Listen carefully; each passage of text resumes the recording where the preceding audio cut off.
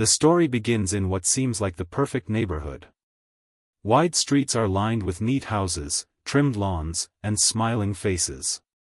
On the surface, everything looks peaceful and harmonious. But hidden beneath that image of perfection lies the heavy hand of the Homeowners Association, also known as the HOA.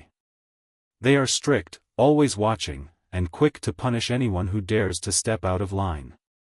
In this neighborhood lives a homeowner who enjoys peace and quiet more than anything else.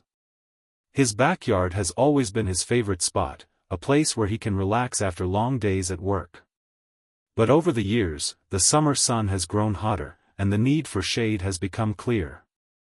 Instead of buying artificial structures or fancy canopies, he decides to do something more natural: he plants a few trees. To him, this is not just about shade, it's about making his property more beautiful, more private, and more environmentally friendly. The trees he chooses are elegant, tall enough to eventually provide shade but not so large that they would disturb the neighborhood. He carefully plants them in his backyard, ensuring they do not cross property lines or interfere with any utilities. To him, it is a simple act of improving his home, something any reasonable community would support. But this neighborhood is run by the HOA, and the HOA sees things differently. The very next week, a board member walking by notices the young trees and immediately reports it to the committee. According to them, the community's uniform look is now at risk. They believe that every property should appear almost identical: same lawns, same fences, same colors. In their eyes, these newly planted trees are not just harmless landscaping, they are an act of rebellion. At this point, the homeowner has no idea what storm is about to hit him. For him, planting trees is a small personal choice, nothing more. He doesn't realize the HOA has a history of targeting residents for the smallest of things: mailboxes that are the wrong shade of brown, fences that are an inch too high, even flower beds that don't match the neighborhood's style guide. The trees are about to become their latest battle. Neighbors, at first, admire the homeowner's decision. A few even comment on how nice the trees look and how they might try the same in their yards. But whispers begin to spread that the HOA is already keeping an eye on him. People lower their voices when discussing it, afraid that they too might become targets. This sets the stage for the conflict to come. What started as a simple act of gardening will soon grow into a battle of power, intimidation, and justice. The homeowner doesn't yet reveal his true strength, his position as the chief judge of the town, because, for now, he just wants to enjoy his trees in peace. But the HOA's obsession with control will not allow that peace to last for long. Just a week after the homeowner planted his trees, a plain white envelope appeared in his mailbox. The letter had the official HOA stamp on it, and anyone who lived in this neighborhood knew what that meant: trouble. Most people feared these letters because they rarely carried good news. And sure enough, when he opened it, the words inside were sharp, cold, and filled with threats. The letter stated that the trees he had planted were in violation of community landscaping guidelines. It claimed that the trees disrupted the uniform aesthetic of the neighborhood and could potentially lower property values. The HOA demanded that the trees be removed immediately. They gave him exactly 14 days to comply. If he failed, daily fines would begin accumulating against him. For most residents, such a letter would have caused panic. Many would have rushed to pull the trees out, too scared to challenge the HOA. But this homeowner didn't panic. Instead, he read the letter carefully, folded it neatly, and placed it in a folder where he kept important documents. He had dealt with legal threats before, though the HOA didn't yet know just how skilled he was at handling them. Still, the arrogance of the HOA was striking. These were young, harmless trees, planted neatly inside his own property line. They weren't blocking anyone's view, they weren't interfering with sidewalks, and they weren't causing any danger. In fact, the trees improved the overall look of the property. Yet, the HOA acted as though they were a crime against the neighborhood. The homeowner decided to respond politely. He wrote back, explaining that the trees were planted entirely within his property boundaries, that they were not a nuisance, and that nothing in the HOA guidelines specifically forbade planting trees. He even attached photos to prove his point. His response was calm, respectful, and professional, something most people wouldn't have bothered with after receiving such a threatening letter. But this was no ordinary HOA. They weren't interested in reason. To them, the letter wasn't about the trees at all. It was about control. They wanted to make an example out of him, to show the rest of the neighborhood that the HOA's power could not be questioned. When his neighbors learned about the letter, they reacted with a mix of fear and admiration. Some whispered, "You should just take the trees down, or they'll make your life miserable." Others quietly supported him, saying they were glad someone was finally standing up to the board. But none of them dared to speak out publicly. The HOA had already fined several families in the past for minor infractions, and nobody wanted to be the next target. As the 14-day deadline ticked away, the homeowner stood firm. He had no intention of removing the trees. To him, this was about more than landscaping. It was about his right to enjoy his property without being bullied by a group of power-hungry neighbors. As the 14-day deadline passed, the HOA wasted no time showing just how far they were willing to go. A second letter appeared in the homeowner's mailbox, this one written with even sharper language. It declared that since he had failed to comply with the first warning, he was now being fined $100 per day until the trees were removed. The HOA's tone was not just firm, it was openly hostile. The letter accused him of ignoring the rules and threatening the harmony of the neighborhood. They painted him as if he were some sort of troublemaker, when all he had done was plant a few trees in his own yard. Worse, the letter claimed that the fines would increase if he continued to resist. This was no longer just about trees. The HOA was determined to crush him into submission. Instead of panicking, the homeowner carefully filed the letter alongside the first one. He knew exactly what they were doing, this was intimidation, plain and simple. But he wasn't about to be bullied. Soon after, the HOA began to send board members to inspect his property. They would walk past his yard slowly, clipboards in hand, making notes and shaking their heads disapprovingly. Sometimes, they would even take photographs, as though the sight of young trees was some kind of scandal. Neighbors noticed, and it created a tense atmosphere in the community. The HOA then escalated further. They sent another notice stating that if the trees were not removed within 30 days, they would pursue foreclosure proceedings against his home. To the average person, this would sound terrifying. Imagine losing your house over a few trees. But for the homeowner, this was almost laughable. He knew the law, and he knew they were bluffing. Still, it was clear the HOA wanted to push him as far as possible. Behind the scenes, the HOA board was growing frustrated. They were used to residents folding quickly under pressure. Most people couldn't afford to fight fines or legal threats, and the HOA relied on that fear to maintain control. But this man wasn't budging. The more he resisted, the more determined they became to break him. Meanwhile, whispers among neighbors grew louder. Some quietly admired his bravery, while others worried that his defiance would only bring harsher rules for everyone. The neighborhood started to feel divided, on one side, the HOA with its iron grip, and on the other, a single homeowner who refused to bow down. Instead of giving in, the homeowner carried on with his life. Every morning, he watered the trees.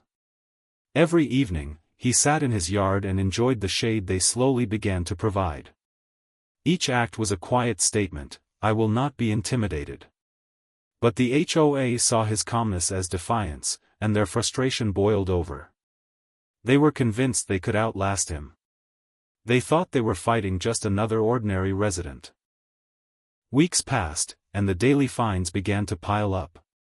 What had started as $100 per day quickly grew into thousands of dollars on paper. The HOA sent regular, updated statements, as if they were proud of the growing number.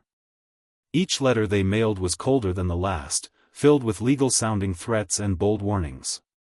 Finally, one afternoon, the homeowner opened his mailbox and found a thick envelope stamped "Final Notice."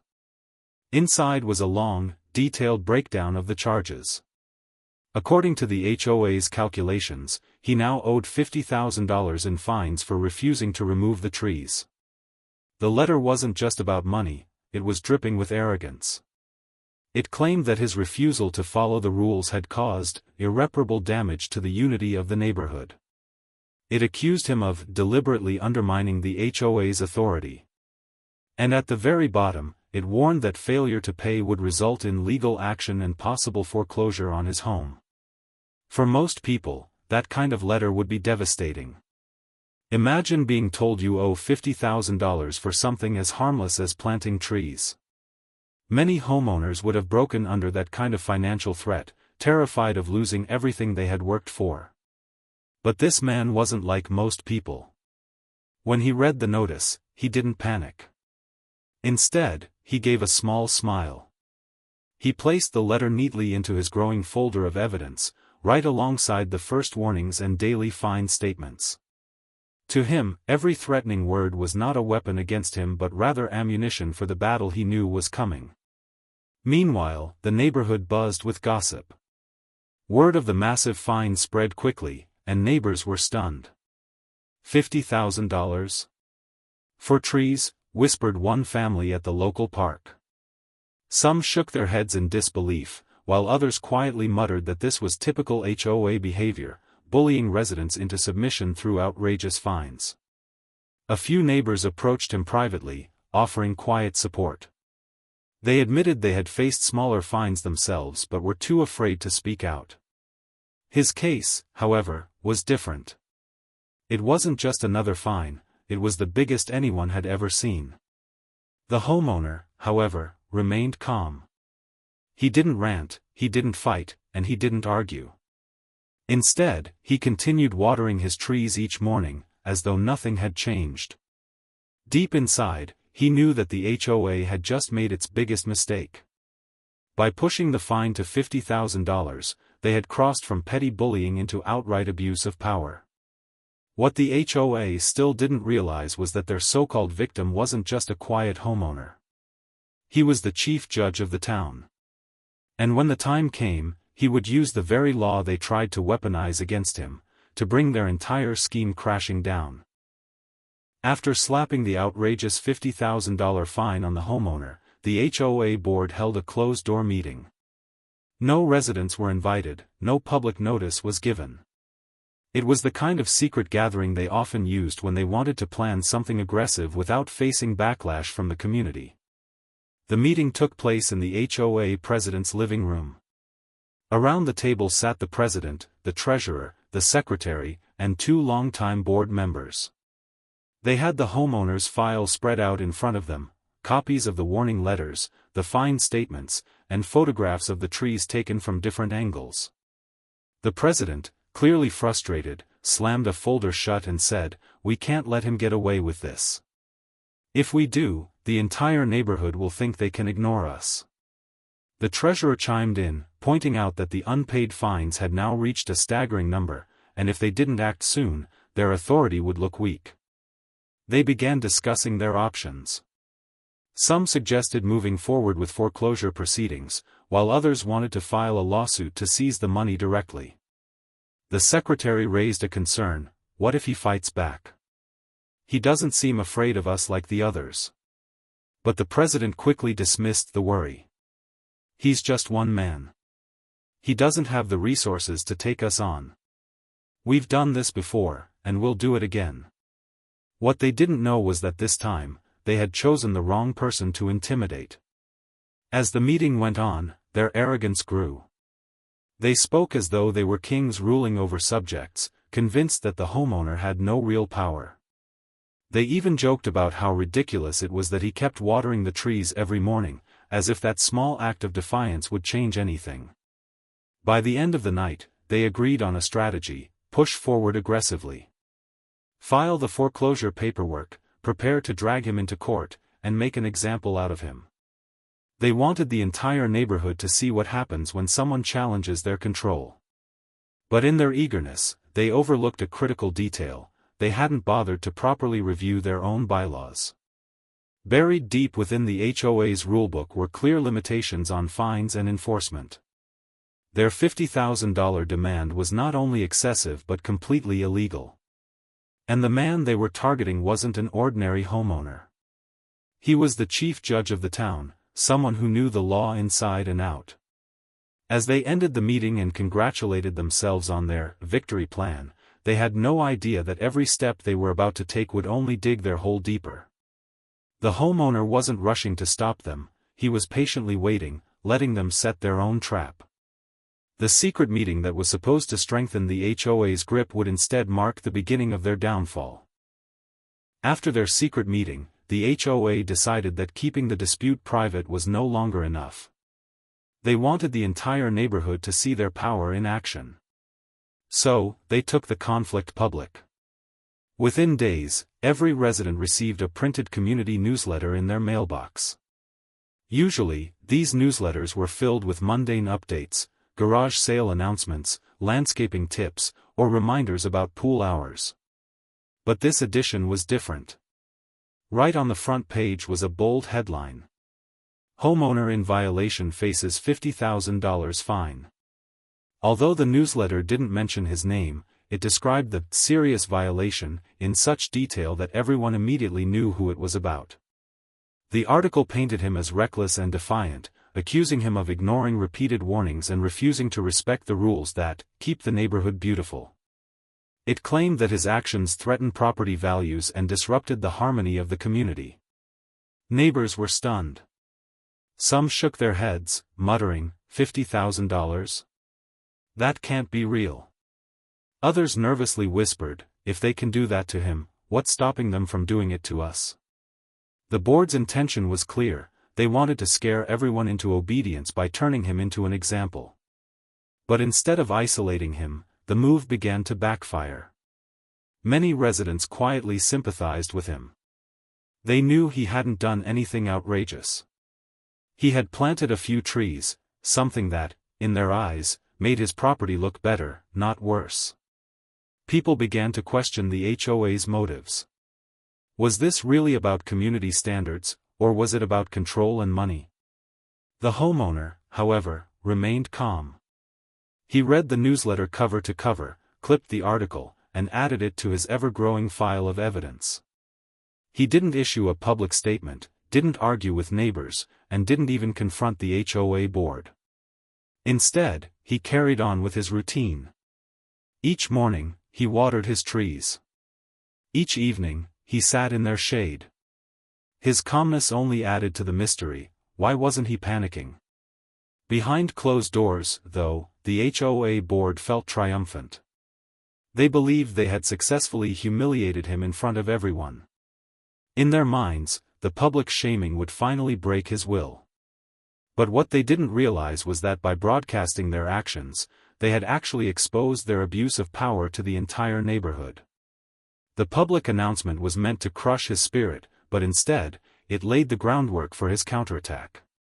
Because when the time came, he wouldn't just defend himself, he would reveal to the community that the people running their HOA weren't following the law at all. The HOA thought they were tightening their grip. In reality, they were handing him the very rope that would unravel their authority. Up until this point, the homeowner had remained almost completely silent. He had quietly collected every letter, every notice, and even clipped the newsletter that publicly shamed him. Neighbors wondered why he hadn't said anything. Some thought he was scared. Others assumed he was trying to negotiate behind the scenes. But in truth, he was waiting for the right moment. And when the HOA pushed too far, he finally responded. One crisp morning, the homeowner drafted a formal letter addressed directly to the HOA board. It wasn't emotional or angry, it was written in calm, professional language. Every sentence was measured, every word chosen carefully. He acknowledged the letters they had sent, noted the amount they were claiming he owed, and then pointed out the flaws in their actions. First, he highlighted the section of the HOA bylaws that strictly limited fines.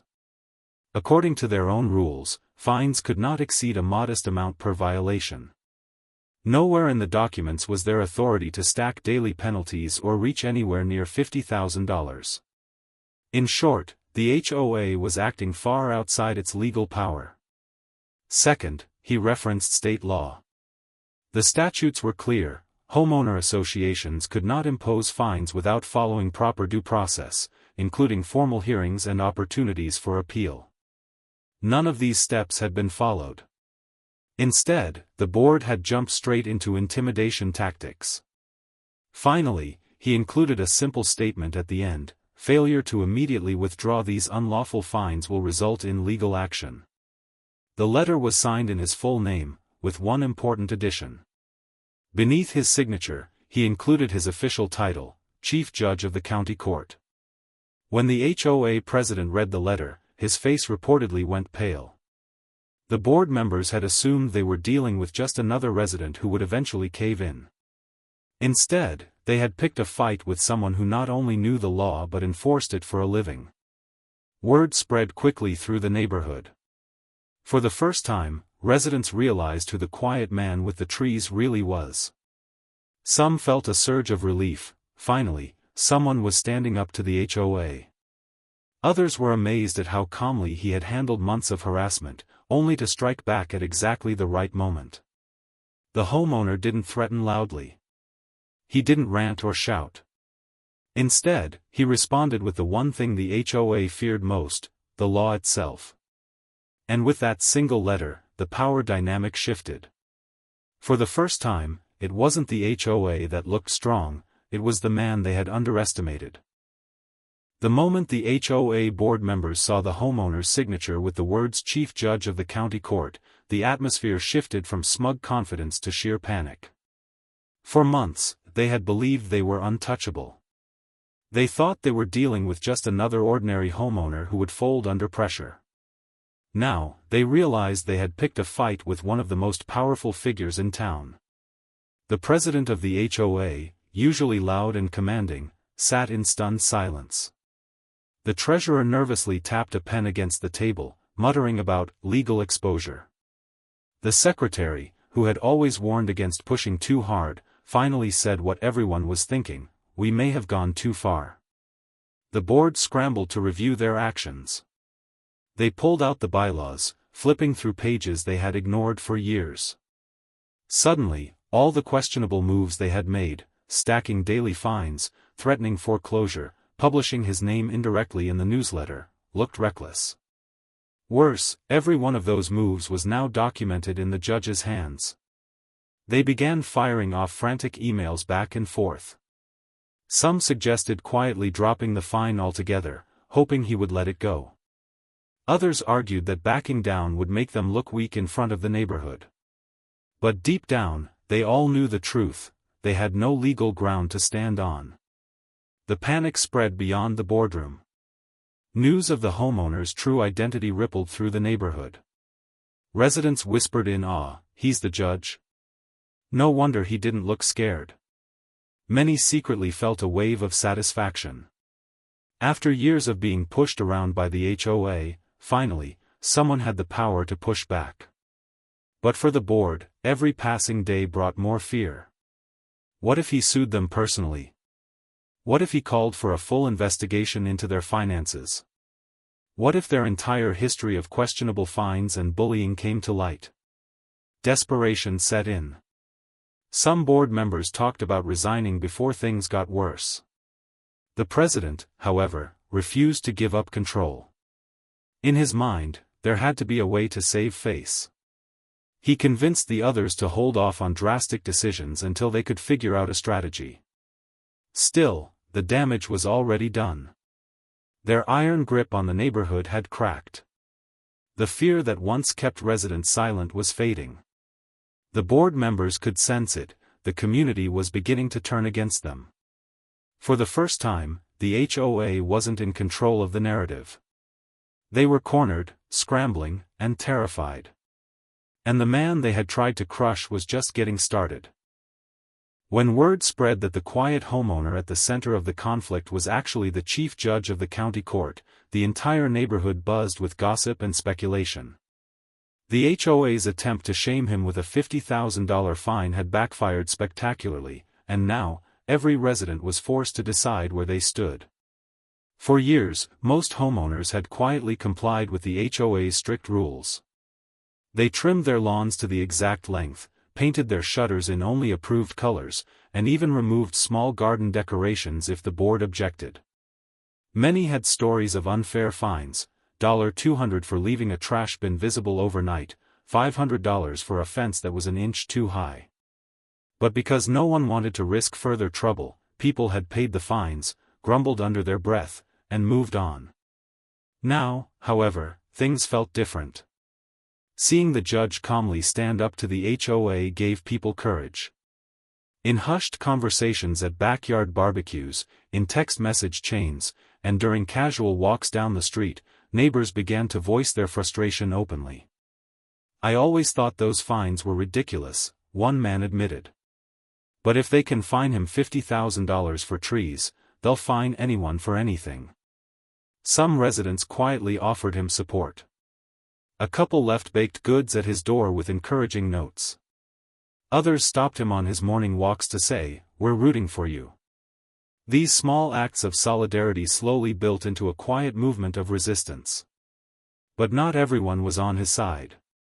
A handful of residents, especially those who had close ties to the HOA board, defended the association. "Rules are rules," one neighbor insisted. "If he wanted to live here, he should have followed them like the rest of us." Another added, "If the HOA loses this fight, we'll have chaos. People will do whatever they want, and property values will crash." The neighborhood became divided. On one side were those who were tired of the HOA's heavy-handed control and saw the judge as their chance to finally fight back. On the other were those who clung to the HOA's authority, believing strict enforcement was necessary to keep the community prestigious. The division created tension in unexpected places. Longtime friends argued over the issue. Group chats grew heated. A couple of neighbors even stopped speaking altogether after disagreeing over whether the trees were a harmless addition or a dangerous precedent. Through it all, the judge remained calm. He didn't campaign for support or try to rally the neighborhood. Instead, he let the HOA's actions, and their panic, speak for themselves. But quietly, he noticed the shift. For the first time, people were no longer afraid to question the HOA. The board, however, also noticed the division. They saw their influence slipping and their control being openly challenged. What they had hoped would be a public humiliation of one man had instead fractured their community and made their own leadership look weak. The neighborhood was already on edge, split into factions, when the homeowner finally made his move. Up until this point, his responses had been limited to a single letter exposing the HOA's illegal actions. But now, with the board showing no signs of backing down, he decided it was time to escalate, formally and legally. One Monday morning, the HOA board received a thick envelope delivered by certified mail. Inside was a legal notice of intent to sue. Drafted with precision, the document laid out a damning case. The HOA had exceeded its authority, violated state statutes, and engaged in what could be considered harassment and defamation. The notice didn't just demand that the $50,000 fine be withdrawn, it also threatened claims for damages, attorney's fees, and even punitive measures if the matter proceeded to court. For the board, it was a nightmare. A lawsuit wasn't just a personal risk, it put the entire HOA corporation on the line. Legal fees could skyrocket, insurance might not cover misconduct, and if the judge pressed for discovery, years of questionable practices could be dragged into the open. Meanwhile, news spread quickly among residents. Some heard about the legal filing directly from the HOA, who tried to spin it as a misunderstanding, blown out of proportion. Others got wind of it through courthouse staff or from neighbors who saw the homeowner walking calmly back from filing paperwork at the clerk's office. The homeowner's decision sent a clear message: this wasn't going to end with letters or threats. This was going to court. Reactions were mixed. Those who had long despised the HOA's heavy hand felt a surge of hope. Finally, one neighbor said, "Someone's holding them accountable." Others, particularly those loyal to the board, grew nervous. A full legal battle could lower property values, attract media attention, and drag the entire community into scandal. The HOA board held an emergency meeting late into the night.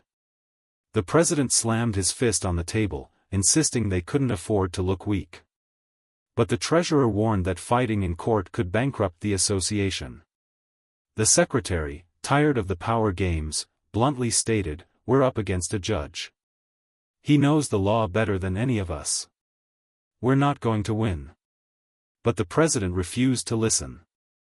Driven by pride and a need to maintain control, he rallied the board to fight back. He claimed they had the right to enforce community standards, and that conceding would set a dangerous precedent. Reluctantly, the others agreed, though unease hung heavy in the room. And so, the stage was set. What began as a simple disagreement over a few trees had now evolved into a full-scale legal battle. The HOA had power, but the homeowner had the law, and the courtroom was his territory. The storm was no longer on the horizon. It had begun. The day of the first court hearing arrived like a storm cloud hanging over the neighborhood. For weeks, whispers of the lawsuit had spread from porch to porch, with neighbors anxiously speculating about the outcome. Some even showed up at the courthouse, hoping to catch a glimpse of the showdown between the homeowner and the HOA board. Inside the courtroom, the atmosphere was tense. The HOA board members sat stiffly at the defendant's table, flanked by their attorney.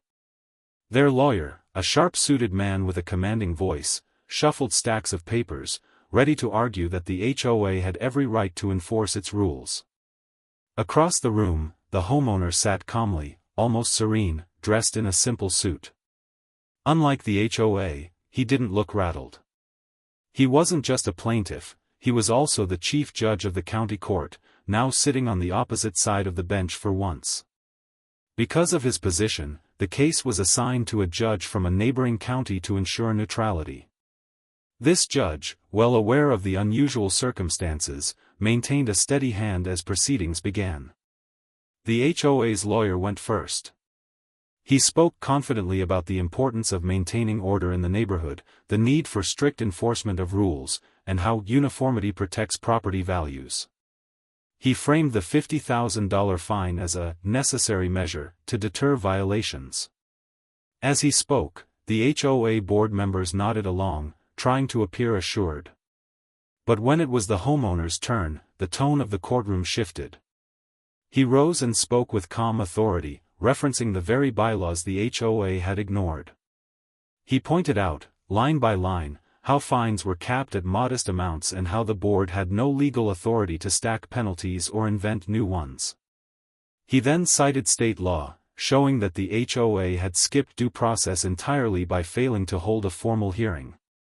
The judge listened carefully, occasionally raising an eyebrow at the HOA's overreach. At one point, she interrupted the HOA's attorney and asked a pointed question, "Where exactly, in your bylaws, does it permit a fine of this magnitude?" The lawyer hesitated, flipping through documents, but had no clear answer. The silence in the courtroom was damning. Neighbors who had come to watch exchanged glances. Many felt vindicated. Finally, someone was putting the HOA under the same scrutiny it had long imposed on them. By the end of the hearing, the judge didn't issue a ruling yet, but her words were telling. She sternly reminded the HOA that they were bound by their own governing documents and state law, and that exceeding that authority could carry serious consequences. She scheduled a follow-up hearing, warning both sides to prepare for a deeper review of the evidence. As the HOA board filed out of the courtroom, their once proud posture sagged. For the first time, they realized they weren't the ones in control. The battle had only begun, but the HOA had just suffered its first major blow. After the first hearing, the HOA board left the courthouse shaken. The judge's pointed questions had exposed their lack of legal footing, but the real trouble was only beginning. With the lawsuit officially moving forward, the discovery process kicked in, and that meant every document, email, and financial record the HOA had tried to keep hidden was suddenly open to scrutiny. The homeowner's legal team, armed with years of judicial experience, wasted no time issuing requests for records. They demanded copies of meeting minutes, financial ledgers, and correspondence related to fines. The HOA's attorney tried to stall, arguing that some documents were confidential, but the court quickly rejected those objections. The law was clear: the records had to be turned over. When the files began trickling in, the cracks in the HOA's foundation widened. The ledgers showed questionable spending, thousands of dollars in miscellaneous expenses, with no explanation, inflated charges for landscaping contracts, and even reimbursements to board members for personal purchases. Emails revealed a pattern of intimidation, with board members openly discussing how to make an example out of certain homeowners who dared to push back. One message even mentioned the judge himself, mocking him as another stubborn neighbor who'll fold like the rest. The most shocking discovery came from the minutes of private board meetings. Not only did they show that the $50,000 fine was fabricated on the spot, but they also documented a deliberate plan to pressure the homeowner into either removing the trees or selling his property. The scheme was clear: they wanted to force him out, fearing that his influence in the neighborhood would weaken their control. As these revelations came to light, the community's mood shifted dramatically. Copies of the leaked documents began circulating quietly among residents. People who had once defended the HOA were stunned. The image of a responsible, rule-abiding board was shattered. Neighbors whispered about mismanaged funds, favoritism in granting exceptions to certain families, and the long list of residents who had been bullied into silence.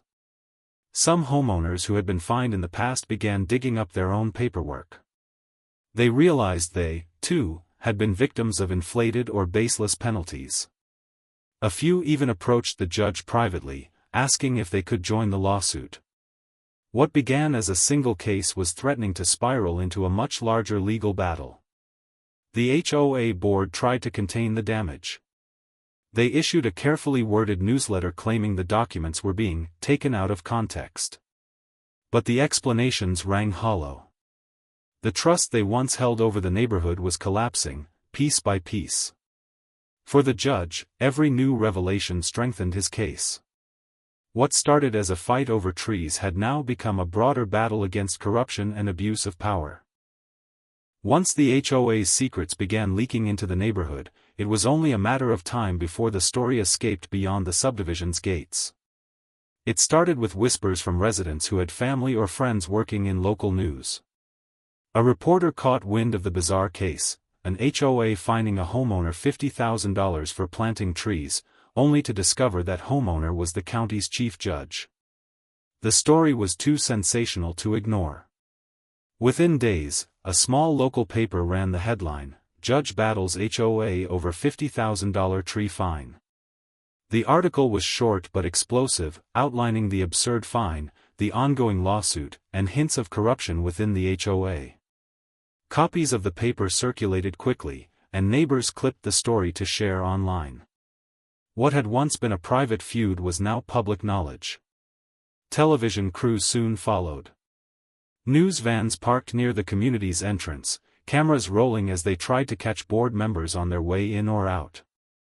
Reporters knocked on doors, asking residents for quotes. Some neighbors eagerly spoke, calling the judge a hero for standing up to years of HOA bullying. Others, still loyal to the board, complained that the publicity was ruining the neighborhood's image. The HOA board panicked. They tried to issue a press release downplaying the situation, claiming the fine was a misunderstanding and that legal discussions were ongoing. But the damage was already done. Every attempt to smooth things over only fueled more questions. Why was the fine so high?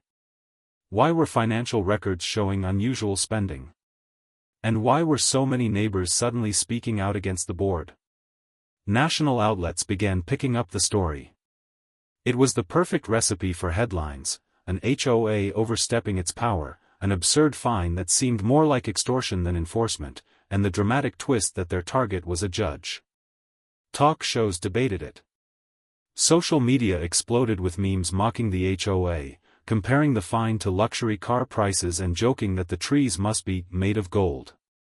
For the judge, the media coverage was a double-edged sword. On one hand, it gave him overwhelming public support. People across the country admired his calm defiance and applauded him for fighting back against an oppressive system. On the other hand, it increased the pressure. He knew every move he made would now be scrutinized, not just in the courtroom but also in the court of public opinion. Meanwhile, the board members could no longer hide. Cameras followed them, neighbors whispered louder, and angry letters from the public began arriving at their homes. Some board members began questioning whether the fight was worth it, while others stubbornly dug in, insisting they couldn't let outsiders dictate community rules. The media's involvement transformed the battle from a neighborhood dispute into a public scandal. What had started as a small case about trees was now a symbol of unchecked authority and the dangers of petty power. With the media spotlight now shining on them, most people expected the HOA to retreat, admit fault, and try to salvage what was left of their reputation. But the board, led by a prideful and stubborn president, chose the opposite path. They doubled down. At the next emergency board meeting, tensions ran high. Some members whispered about resigning, fearing personal lawsuits and public humiliation. But the president slammed his gavel on the table and declared, "If we back down now, we'll lose control forever." His argument was simple: if they gave in to the judge, every homeowner would feel empowered to challenge their authority. To him, this wasn't just about trees, it was about survival. The board decided to escalate. They issued a new round of violation notices, not just against the judge, but also against other residents they considered troublemakers. Suddenly, minor infractions, like leaving trash cans out for an extra hour or using the wrong shade of paint, turned into fines. It was a clear act of intimidation, a desperate attempt to reassert dominance. They also spent thousands from the HOA budget to hire a high-profile law firm. Glossy letters from the attorneys were mailed to the entire neighborhood, warning that the HOA will vigorously defend its right to maintain standards. The language was aggressive, almost threatening, designed to scare people back into compliance. But the move backfired. Residents who had once been silent began speaking out. Some started petitions calling for the president's resignation. Others contacted reporters, sharing stories of years of bullying and financial mismanagement. Instead of silencing dissent, the HOA's crackdown fanned the flames. Meanwhile, the judge stayed calm. He saw their strategy for what it was, an intimidation campaign, and quietly gathered more evidence. Each new violation notice, each threatening letter, became another piece of proof in his growing case. Legally, the HOA was digging its own grave. The media also pounced on the HOA's escalation. Headlines mocked the board's actions: HOA at war with its own neighbors, and, from trees to trash cans, the crackdown no one asked for. Television anchors laughed at the absurdity, while legal experts weighed in, warning that the HOA could face serious consequences if proven guilty of harassment or misuse of funds. Internally, the board began to fracture. The treasurer worried about the skyrocketing legal bills. The secretary complained about being harassed by reporters. But the president refused to bend. His pride had become an anchor dragging the entire association down. For the community, life grew more tense. Neighbors avoided each other, afraid of being fined for trivial issues. The once quiet streets now felt like a battleground. And through it all, the judge waited, watching as the HOA tightened the noose around its own neck. The HOA thought doubling down would restore their authority. The courtroom was packed. After weeks of escalating drama, leaked documents, and media frenzy, everyone knew the next hearing would be pivotal. Reporters filled the benches, neighbors whispered nervously, and the HOA board sat stiffly at the defense table, led by their high-priced attorney. On the other side, the homeowner, calm, collected, and steady, prepared to present his strongest case yet. The judge overseeing the matter entered with a heavy expression. She was aware of the circus outside the courthouse but made it clear that inside her courtroom, facts and law would prevail. After a brief opening, she gave the floor to the attorneys. The HOA's lawyer launched into a fiery defense. He argued that the board acted within its rights, that community standards demanded strict enforcement, and that the homeowners' trees posed long-term risks to uniformity and property values. He accused the judge of trying to undermine the HOA's authority, suggesting this case was about power, not fairness. His voice rose, his gestures grew theatrical, and for a moment, some in the audience wondered if the HOA might claw back control. But then came the rebuttal. The homeowner stood, representing himself with quiet authority. He didn't shout, didn't posture, he simply laid out the facts. With precision, he presented the HOA's bylaws, showing the fine print that capped penalties at a fraction of the $50,000 they had imposed. He displayed emails from board members plotting to make an example of him, proving malicious intent. He held up financial records showing misuse of HOA funds, undermining their credibility further. Every piece of evidence landed like a hammer. The courtroom fell silent except for the homeowner's steady voice. Even the judge presiding leaned forward, clearly struck by the thoroughness of his case. At one point, she asked the HOA's attorney, "How do you reconcile this $50,000 fine with your own bylaws?" The attorney fumbled, offering vague explanations that only deepened the board's embarrassment. As the hearing continued, tensions mounted. Supporters of the homeowner nodded along, some quietly clapping before being hushed by bailiffs. HOA loyalists looked pale, realizing their board's defense was crumbling. The board members themselves avoided eye contact with each other, their confidence unraveling in real time. Then came the turning point. The homeowner presented evidence from other residents, sworn affidavits detailing years of harassment, arbitrary fines, and selective enforcement. The case was no longer just about trees. It had transformed into an indictment of the HOA's culture of abuse. The courtroom buzzed with shock as neighbors' stories piled up, painting a picture of a board drunk on power. By the end of the day, the HOA's lawyer was on the defensive, scrambling to object, delay, and dismiss evidence. But the damage was done. The fallout from the explosive courtroom hearing spread through the neighborhood like wildfire. By the next morning, copies of court transcripts and news summaries were circulating in email chains, on community forums, and even taped to a few front doors. For the first time in years, homeowners felt a surge of courage. The HOA board, once feared and untouchable, suddenly looked vulnerable. It began quietly. A few neighbors who had been fined for petty reasons, things like mismatched curtains or leaving Christmas lights up too long, started speaking out. They compared their fines with the judge's case, realizing the same pattern of overreach had been happening all along. Whispers grew into conversations, and conversations turned into meetings. Small groups of residents gathered in living rooms and backyards, away from the HOA's watchful eyes, plotting how to respond. Soon, petitions began circulating. One demanded the resignation of the HOA president and treasurer, citing financial mismanagement and abuse of authority. Another called for a special election to replace the entire board.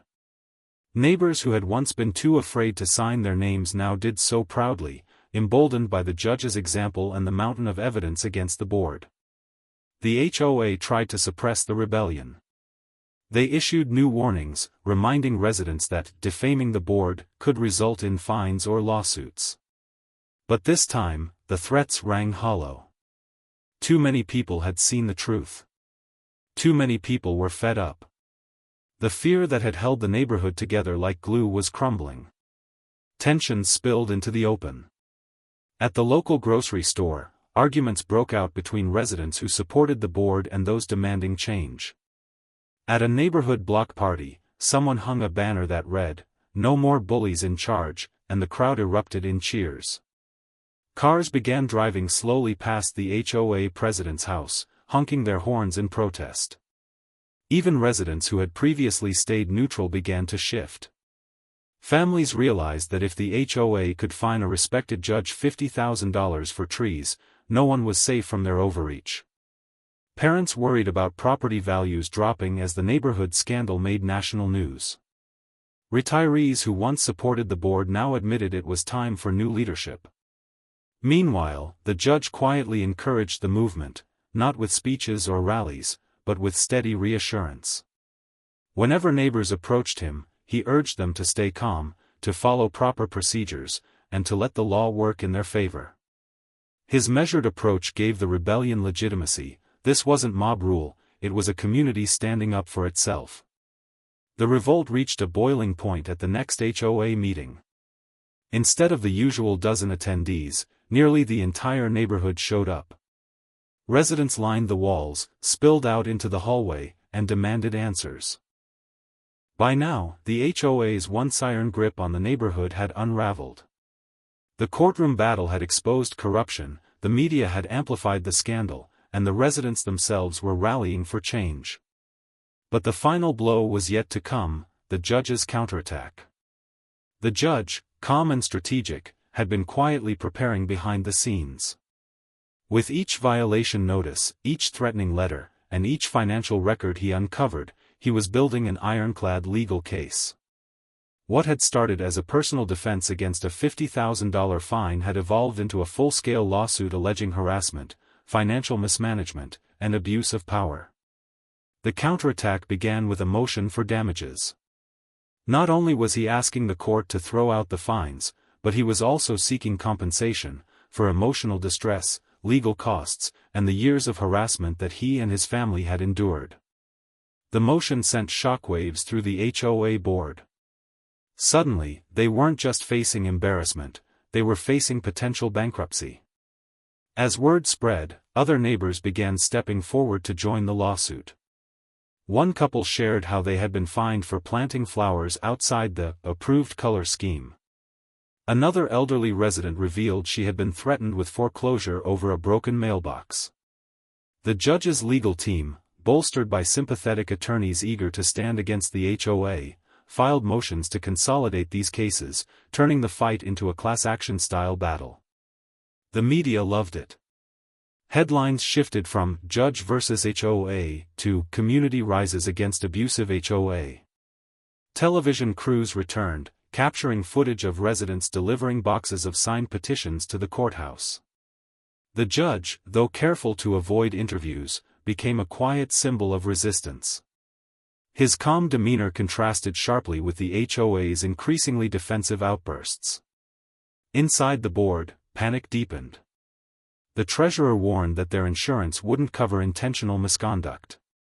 The secretary begged the president to resign before it was too late. But the president, blinded by pride, refused.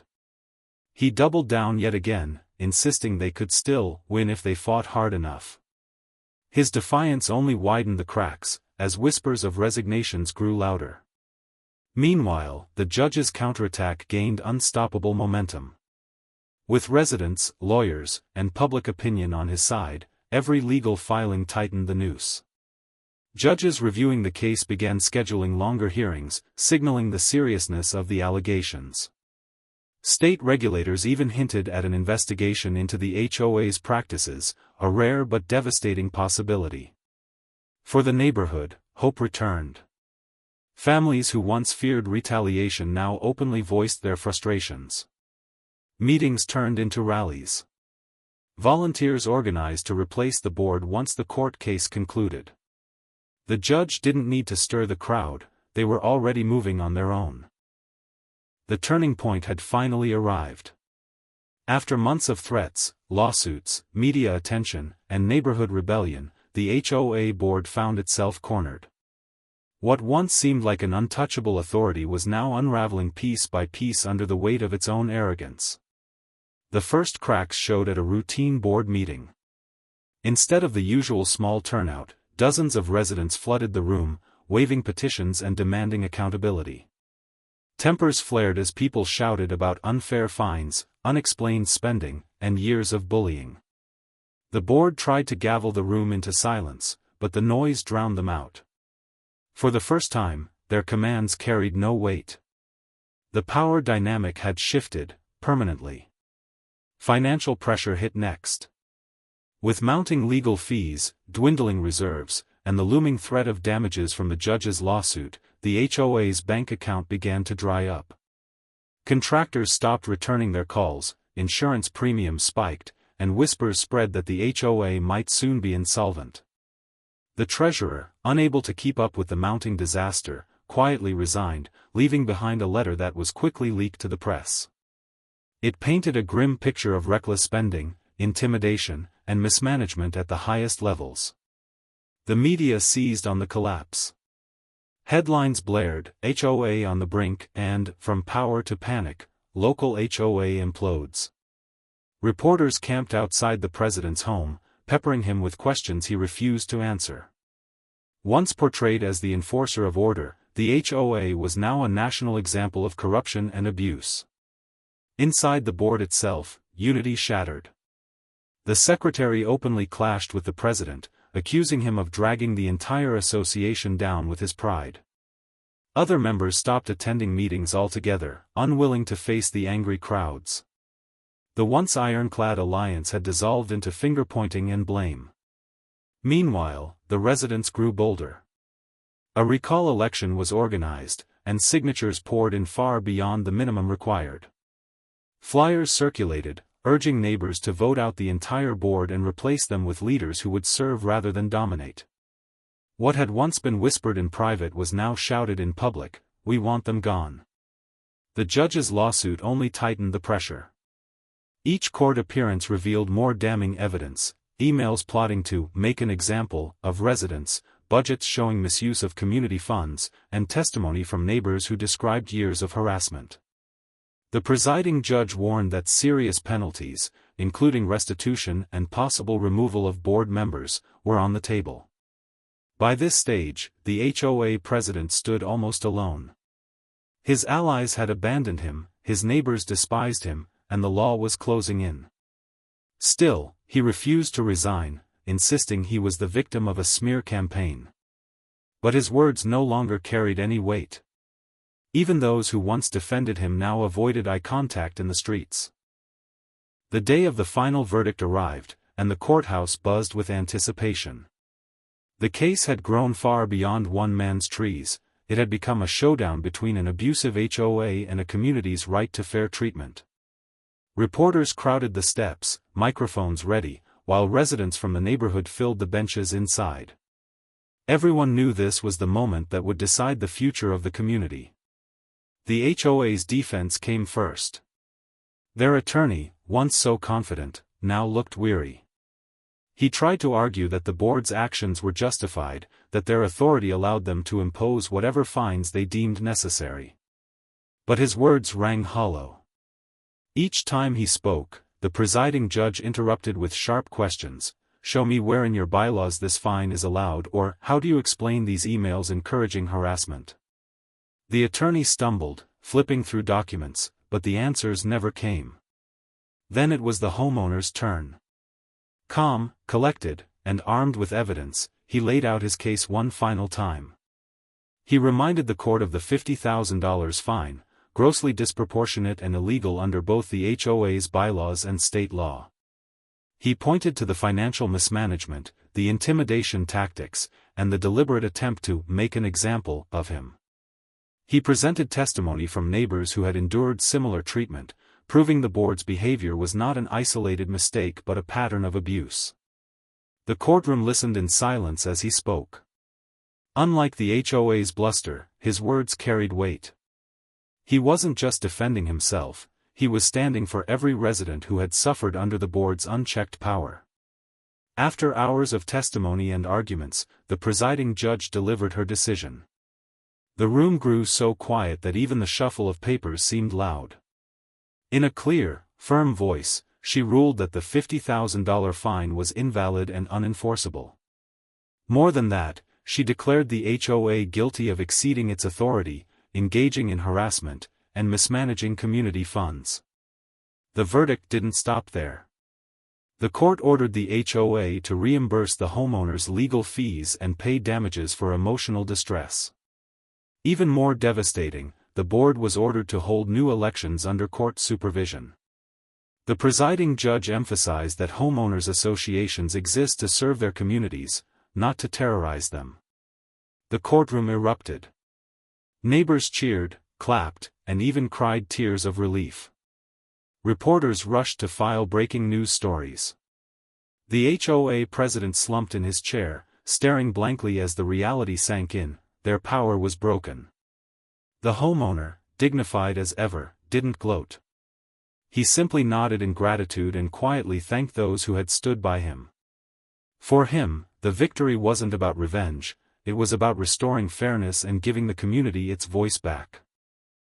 The court's verdict marked the end of one chapter, but the true transformation came in the weeks that followed. For the first time in years, the neighborhood felt lighter. The shadow of fear that had hung over every lawn, every mailbox, and every holiday decoration began to lift. What had once been a community divided by intimidation was now united by hope. The first step in rebuilding was the court-ordered election. Notices went out, not as threatening letters, but as invitations, welcoming all homeowners to take part in shaping the future. The meeting hall was packed, not with whispers and nervous glances, but with laughter, conversation, and genuine energy. Residents who had long avoided HOA gatherings now arrived proudly, ready to cast their votes. When the ballots were counted, the results were clear. The old board was gone.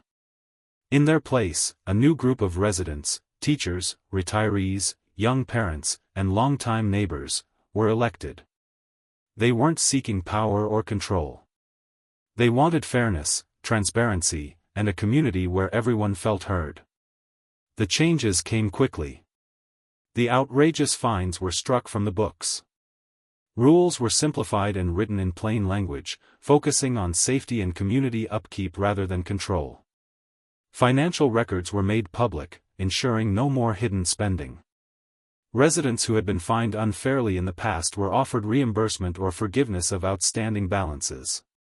But beyond policy, something more important happened. Neighbors began to trust each other again.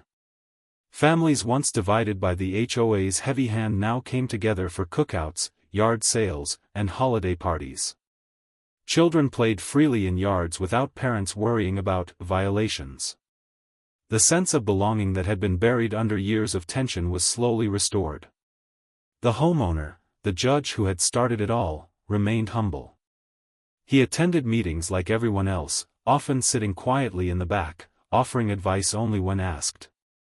Neighbors respected him not just as a legal authority, but as the man who stood his ground when no one else dared. Many said the community owed its rebirth to his courage. He always responded the same way: "This was never about me. It was about all of us." Even the media, which had once swarmed the neighborhood, eventually moved on. Their cameras captured the final election results, the celebrations, and the smiling faces of residents reclaiming their community. Then, as the story faded from national headlines, life returned to normal, only now, normal meant freedom instead of fear. The once feared HOA president quietly sold his home and moved away. Few were sad to see him go. His departure was symbolic, the end of the old era and the final clearing of dark clouds that had loomed for too long. In the end, the neighborhood didn't just survive the conflict, it emerged stronger. What began with a few trees had grown into a movement that reshaped an entire community.